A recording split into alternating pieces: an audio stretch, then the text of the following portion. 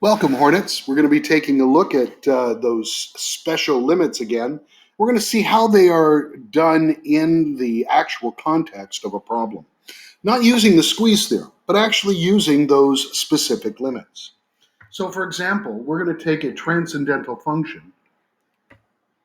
The limit as x approaches, let's go ahead and do 0 for the sine of x over 5x. Now, the only way we can do this, Hornets, is to work with our special properties. And according to our special properties, there is a coefficient in front of that fraction. Let's rewrite it and see that coefficient. The limit as x approaches 0 for 1/5 times the sine of x over x. Notice by simplifying that fraction out, I can clearly see it's now 1/5 the limit as x approaches 0 for the sine of x over x.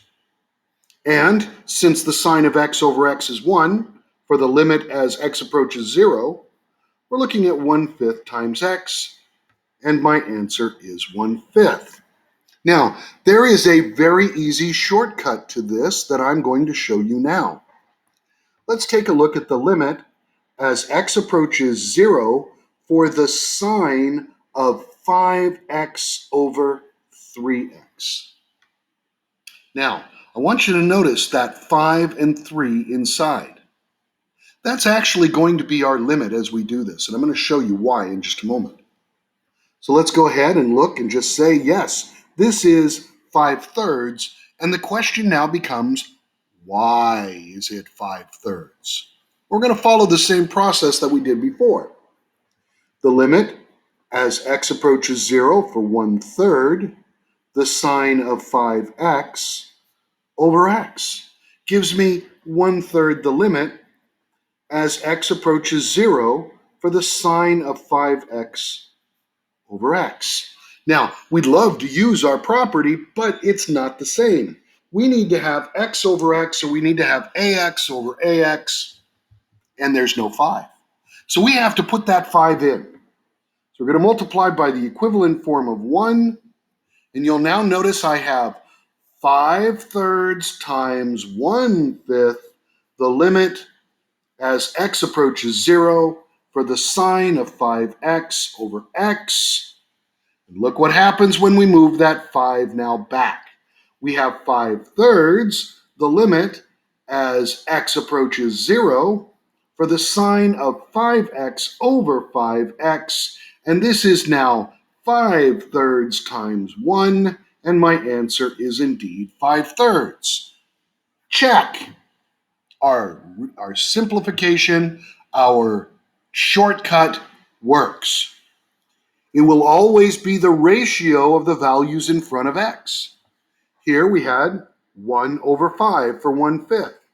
Here we have 5 over 3 for 5/3. Now, hopefully you can remember that.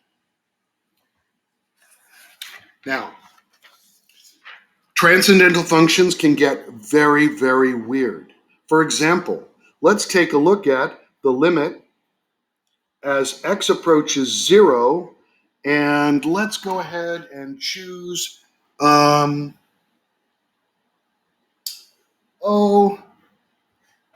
sine x times cosine of x minus 1 over x. Okay, here we see, let's call it x squared and make it interesting. Now you'll notice this actually is a composite of the two special roots that we're working with. The limit as x approaches 0 for the sine of x over x, so I separate that x squared into x times x. And I distribute for the product rule, the limit as x approaches 0 for cosine of x minus 1 over x. This yields 1. This yields 0. So 0 is my answer. Now, we're going to see a lot of differing problems based upon this. For example, let's take a look at the limit as x approaches 0. And I'm going to be doing let's do theta this time. Mix up our variables a little bit. And let's do the cosine of theta times the tangent of theta all over theta. Now notice, tangent can be rewritten because we're looking at the limit as theta approaches 0 for cosine of theta times sine of theta over cosine of theta divided by theta. Cosine of theta simplifies, and I'm now looking at the limit as theta approaches 0 for the sine of theta over theta, and we're now back to 1. So be aware, when you're working with these transcendental functions, you have to remember to use your identities in order to find the appropriate variables, the appropriate functions, and the appropriate pieces that you're going to work with. Let's look at one more thing just so we can see it. Oftentimes, people have a little bit of an issue when they're looking at the reciprocal of our special fraction. Let's take a look at the limit as x approaches 0 for, let's do x over sine of x. Now, right here, we have a problem. This does not work.